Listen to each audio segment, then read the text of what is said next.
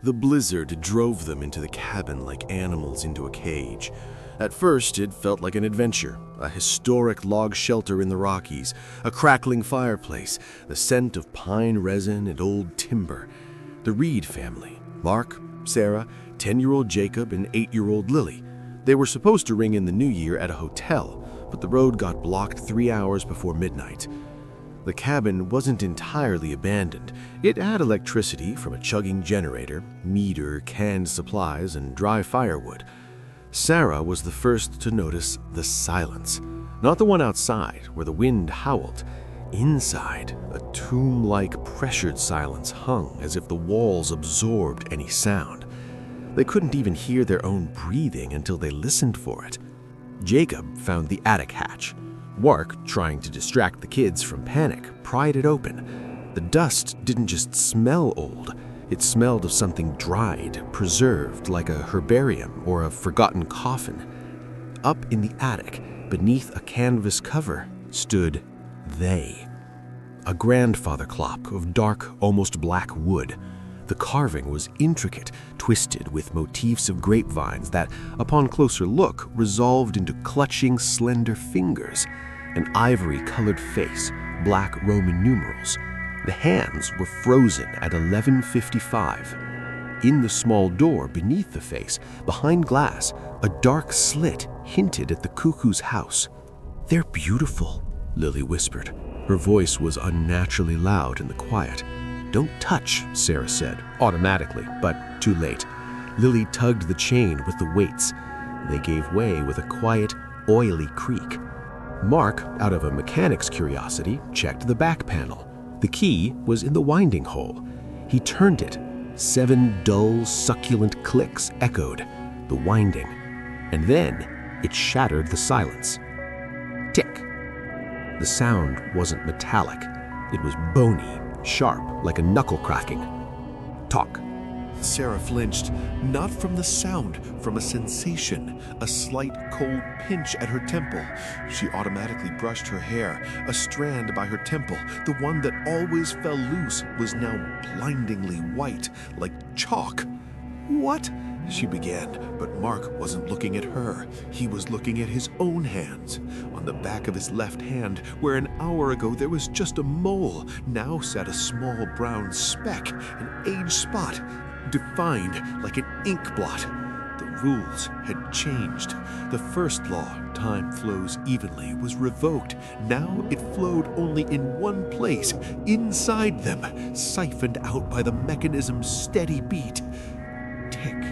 On Jacob's cheek, where a healthy flush always was, the skin sagged slightly, grew thin as parchment. Talk. Lily whimpered, rubbing her wrist with thin blue veins now surfaced, veins that hadn't been there, couldn't have been there. They scrambled. Mark lunged for the clock, grabbed the pendulum. A sharp, dry pain instantly lanced through all his joints. He yanked his hand back. The skin on his fingers was parched, covered in a mesh of fine wrinkles. His nails had yellowed and thickened. He'd aged 5 years in a second of contact. "Don't touch it!" Sarah screamed, her voice breaking into a rasp. She coughed, and fine dust, dried membrane was left in her palm. She was aging the fastest. Jacob tried to topple the clock. It didn't budge, as if fused to the very foundation of the universe. Lily threw a can at the glass door of the cuckoo's house. The glass didn't tremble, didn't scratch. The can bounced off with a pathetic clang. And the pendulum swung. Tick-tock, tick-tock. With each pair of sounds, the dust of time settled upon them. Wrinkles deepened around Sarah's eyes and mouth, becoming deep furrows. Mark's posture hunched, his bones creaking with every move. Jacob, still a boy, suddenly shot up, becoming an angular teen. Then his skin dulled, his hair thinned. Lily, the childish plumpness of her face sagged, her cheeks hollowed. Her beautiful fair hair turned to thin gray threads. They pleaded, wept, but the tears dried on their cheeks before they could fall. They tried to drown out the sound. They screamed, beat the walls, but the bony tick-tock cut through any noise, thumping directly in their cerebellums, subtracting seconds, minutes, years. The hour struck, a soft, dull chime. One stroke. The little door clicked and swung open. Inside was not a bird. A small, palm-sized, wizened human figure carved from dark, almost black wood. Its face was twisted in eternal, silent agony. Its mouth was open in a scream, and as it slid forward on its carved beam, its tiny, bony hand with one extended finger slowly, inexorably turned. The finger pointed at Sarah, then at Mark, at the children, circling them, marking them like livestock at an auction. Then the figure retreated, and the clock snapped shut, and the clock kept ticking. They could no longer speak. Breathing became a wheezing, whistling struggle. Strength bled away. They lay on the floor near the fireplace, which no longer gave warmth to their cooling blood. Mark looked at Sarah's hand, turned into a claw with blue knots of veins. She looked at him with cloudy, faded eyes, holding nothing but terror and a silent question. Why? That was the unsolvable riddle. There was no why, no history, no revenge, no curse. There was only the clock performing its function. It wasn't taking time. It was harvesting it like a crop. Midnight approached. They felt it in every cell, every crumbling memory. Their lives shrank to the size of a pea in their chests, ready to burst. The clock struck 12. It wasn't a triumphant chime. It was 12 dull, sated strokes, like heavy drops falling into an empty well. With the final stroke, the little door swung open again. The figure appeared. Its silent scream now seemed greedy. It opened its carved mouth wide. From the mouths of Mark, Sarah, Jacob, Lily, a final exhalation escaped. But it wasn't air.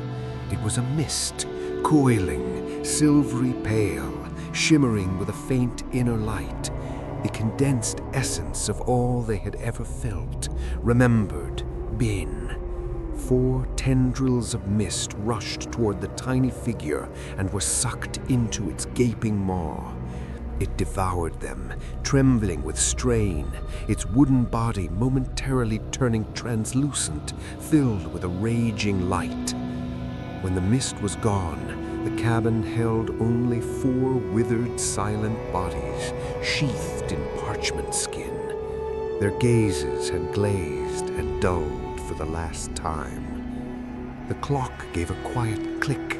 The hands jumped back to 11:55. The pendulum stilled. The silence returned. Thick, satisfied, sated. Outside, the generator kept running. The electric light still burned just as brightly. An hour later, the cabin door swung open, letting in a swirl of snow and freezing air. A young couple with 2 small children walked in, laughing and brushing themselves off. "Oh my God, what luck! There's power!" the woman exclaimed. "Look, Dad, such an old clock!" The little girl reached for the carved wood. The man, smiling, walked over to it, noticed the key. Wind up, it seems. Wonder if it still works. He reached out to adjust the weights.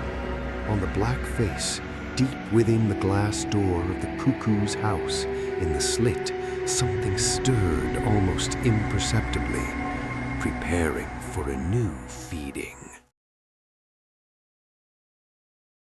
The silence in his Chicago apartment on December 31st was expensive, hard-won. Nathan had muffled it with white noise, heavy blackout curtains, a disconnected intercom. At 11:55 p.m., as he had for the last 4 years, he sat at the kitchen island, staring at his smartphone on the cold granite. A glass of whiskey stood beside it. The ice had long melted, turning the drink cloudy and watery. He was waiting, not for a celebration, for a call. Right at midnight, the screen lit up. A silent vibration made the glass tabletop jump. On the display, unknown caller, as always. The first calls had been empty, dead silence on the line, just a faint background hum that could have been anything, wind, static, his own blood rushing in his ears. Then, 2 years ago, breathing appeared. His own, he realized later after comparing a recording, even calm. Last year, a whisper, one word, soon. This year, he put the phone to his ear, feeling the moisture from his palm instantly cool on the plastic. He didn't say hello, he just listened. The silence lasted 3 seconds. Then his own voice, but distorted by wild, suppressed panic, exhaled directly into his eardrum. "She's in the house. She's outside the bedroom door. Don't open it. She's waited a whole year." Click. Dial tone. Nathan froze. His hand with the phone slowly lowered. The call had never contained words. This was a new rule. Worse, it was a violation of all the rules. She. Who was she? The apartment was empty. He checked. Twice. He shot up, and the chair crashed to the floor. The white noise from the speakers now sounded like mockery. He turned it off. In the ensuing silence, his heart hammered against his ribs like a sledge on an anvil. He approached the bedroom door. It was slightly ajar, just as he left it. Darkness beyond. He reached out to push it open, and stopped. Don't open. An instruction. Toxic aid from his future self. Instead, he bolted for the bathroom. It was the farthest room, windowless, with a heavy door and a solid bolt. He rushed in, slammed the door and threw the lock, pressed his back against the cold tiles. He breathed like a cornered animal trying to stifle the sound. His right hand still clutched the phone. It lit up again. Unknown caller. His hand shook so hard he could barely hold it. He answered. The voice in the receiver was closer, clearer, as if his future self was speaking from the very next room. And it knew. It won't help. She hears you breathing. You're breathing too loud. Freeze! Nathan squeezed his eyes shut, sinking his head into his shoulders. He held his breath. A high-pitched ring filled his ears. Did he hear footsteps? No, just his imagination. Or had the voice deliberately planted the sound? The voice continued, a rapid-fire animal terror. She's checking the living room. She'll come here now. Don't move. Don't cough. That's when Nathan grasped the unsolvable riddle. The call was from the future, but the future, judging by the panic in the voice, had already arrived there, and it knew his present in real time. So, was it all predetermined? Was he already there in that future that was calling? But if he was there, who was he here? And if he knew everything in advance, why couldn't he be more precise? Because the help was the trap. A deafening, piercing shriek of the fire alarm tore through the apartment. A sharp, mechanical scream that made Nathan's whole body convulse and drop the phone. It clattered on the tile floor but didn't break. From its speaker, his own scream continued. "No! It's her! A distraction! Don't come out!" But instinct, drilled into him by years of safety briefings, had already tensed his body for flight. Get out of the trap. He grabbed the phone. The voice dropped to a whisper, full of despair. "Please, don't." And then every phone rang. His personal, his work phone, the landline in the living room he hadn't touched in years. Their rings merged into a mad cacophony, drowning out the siren. He looked at his smartphone's display.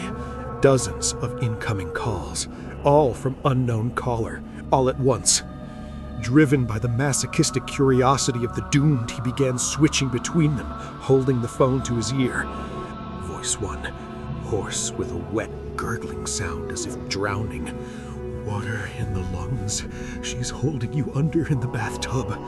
Voice 2, quiet, emotionless. Slit your wrists with a shard of the mirror, watching you bleed out. Voice 3, strangled as if being choked. The scarf, my own scarf. She's so strong. Voice 4, weeping, childlike, digging out your eyes, says you shouldn't see the next year come. Every voice was his. Each described a different, more elaborate death that was supposed to happen right now. These weren't predictions, they were options, assembly instructions. He'd been asking the wrong question. He'd asked, how do I avoid it? The system answered, which method of terminating your existence would be the most aesthetically complete? The calls stopped simultaneously, precisely at 12:07 a.m. The fire alarm cut off too.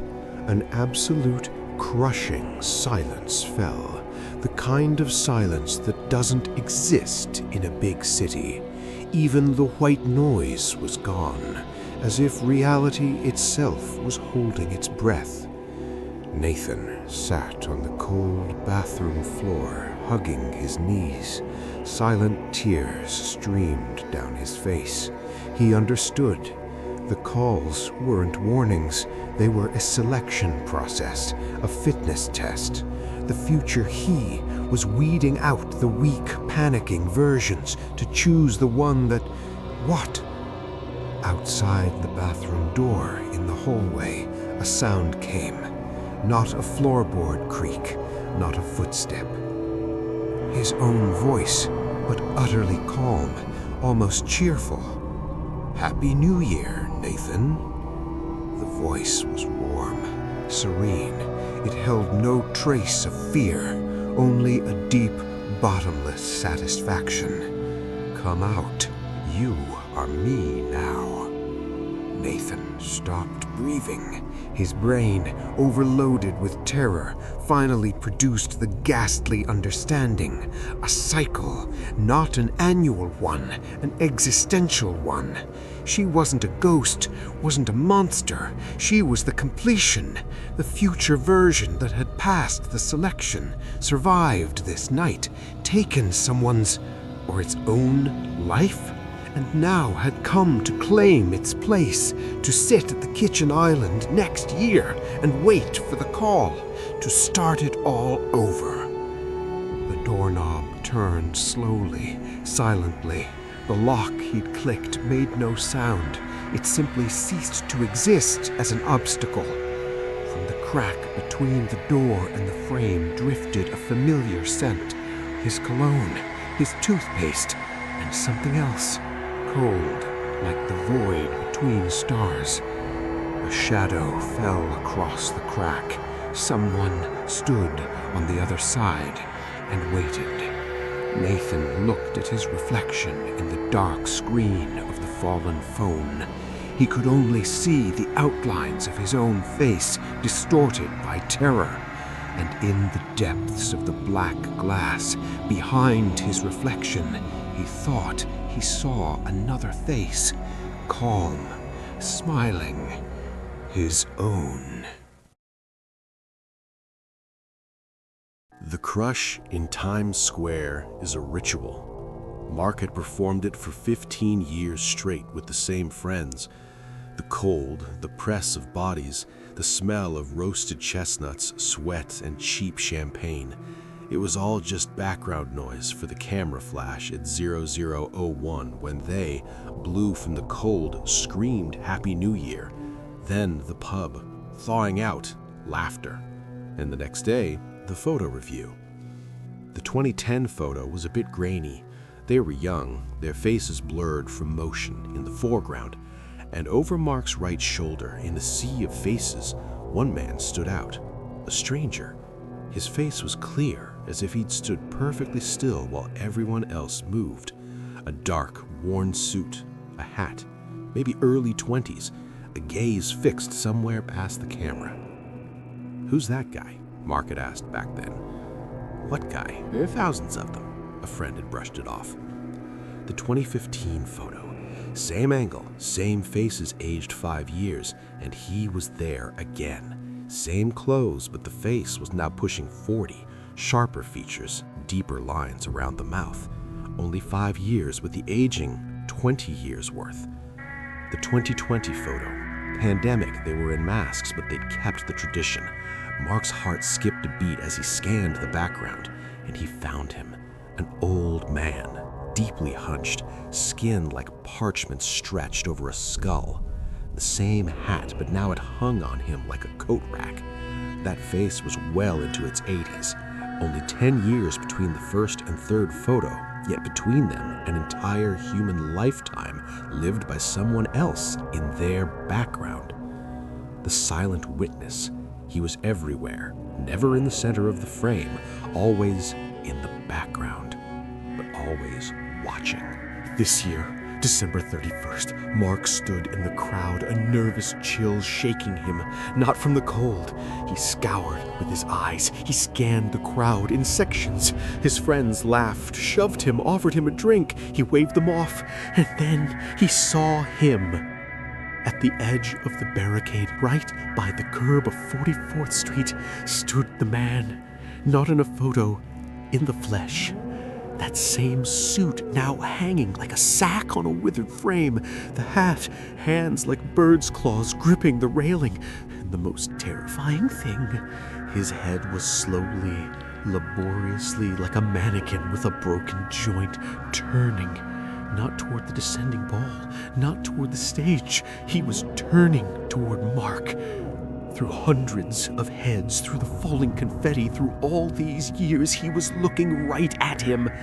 Their eyes met. The old man's eyes were milky, clouded with cataracts, but a point of awareness burned in them, addressed, undeniable recognition. Mark lunged backward, shoving people, muttering apologies through clenched teeth. He ran without looking back until he burst into the silence of his midtown apartment. He dumped all the boxes of old photo albums onto the carpet. Childhood pictures. Family New Year's, 1995. 7-year-old Mark in a paper hat. And there, at the edge of the frame, behind the Christmas tree, in his childhood living room, a dark silhouette by the window. He zoomed in on the digital copy on his screen. A face, young with the same features, the face of the 20-something from 2010. His parents' wedding, 1980, a black and white photo, and he in the crowd of guests, now almost like a teenager. And then Mark found that photo of his grandfather, 1949, the eve of the new year, 1950. His grandfather Elias standing on the Grand Central platform, smiling, holding his suitcase. He was leaving on a business trip. He was never seen again. Disappeared that night, and in this photo, in the depth of the platform, leaning against a column, stands a youth, 15 years old, no more, in an overly adult baggy suit. The face, that very one, the features Mark would now recognize with his eyes closed. It was him, the one who ages, and it was his grandfather at 15, a year before his disappearance. The unsolvable riddle. A man cannot be younger than his grandson in old photos, in age faster than any living person. The timeline had snapped like a rotten thread. Mark looked up at the mantel clock, the only thing left from his grandfather, an antique mechanism with a quiet, confident tick. The hands showed 11:58 p.m., December 31st. He watched as the second hand approached 12. It rose, prepared to jump to the new minute, and It stopped, halted 1 second before vertical. The ticking ceased. A dead silence filled the apartment. Mark's heart sank. He looked out the window. The city glittered, but something was wrong. Not a single firework flash, not a single car horn. Complete, absolute stasis. He didn't remember how he got back outside, how he pushed his way to his spot in the crowd. Something stronger than fear was pulling him, a force of tectonic attraction. The clock on the 1 Times building showed 11:59, and it too wasn't moving. He stood, frozen among people petrified in anticipation. Their breath didn't steam, champagne glasses didn't slosh. Everything was suspended, like in a giant diorama. And then he felt a touch, icy, dry, like the touch of a parchment scroll. It settled on his wrist. Mark slowly turned his head. The old man stood right next to him. His milky eyes were an inch from Mark's face. He smelled of archive dust, mothballs, and ozone, like after a thunderstorm. His mouth, toothless, a dark pit opened. There was no sound, only a vacuum whisper escaping from the depths. But Mark heard the words inside his skull. Time. The spot has been empty since 1950. The skin on the old man's face and hands began to crack. Not like living flesh, like an old fresco shedding paint. No blood seeped from the cracks. There was darkness there and void. His bony hand gripped Mark's wrist with an unnatural iron strength. He pulled, not into the crowd, to the side, toward where there were no people, where space itself seemed to bend, distort, like a reflection in a bad mirror. The chimes didn't strike, the ball didn't drop. Time was broken. Broken causality, the effect, his grandfather's disappearance, had happened long ago. Now the cause was arriving. Mark tried to break free, but his body wouldn't obey. He saw his own hand, the one in the icy grip, beginning to change. The skin grew drier, more transparent, blue veins surfacing, not rapidly, but with a relentless geological slowness. He was aging, not by years, by moments, but each moment was stretched in this stopped eternity. The old man continued his soundless whisper, his face now flaking away, revealing not bone, but something vague, misty, shimmering like a distorted reflection in water. Who watches the clock becomes the clockmaker. Who counts the seconds becomes the second. My cycle is complete. Yours begins. And Mark, looking into the disintegrating face of his grandfather, stranger self, understood the final truth. His annual photos weren't just snapshots, they were reports, the observer's inventory. And now it was his turn to take his place in the background, to stand, to watch, and to age not by years, but by frames, until someone in the future would spot his face in their photograph and freeze with the chilling spark of recognition. The old man took a final step into the distortion, pulling Mark with him. The last thing Mark saw, looking back, was his own empty, frozen spot in the crowd, which was already beginning to fill with movement. Somewhere far away, as if from another dimension, the first chime of midnight sounded. But for Mark, it already sounded like a quiet, mechanical click. Tick. Space closed. Fireworks exploded over Times Square. Time moved on. no one noticed one fewer person in the crowd, and no one saw the young man in a slightly worn, ill-fitting suit, now standing motionless by the barricade on 44th Street, his new youthful gaze methodically, square by square, beginning to scan the crowd, searching for a face that one day, many years from now, would stop on him in horror.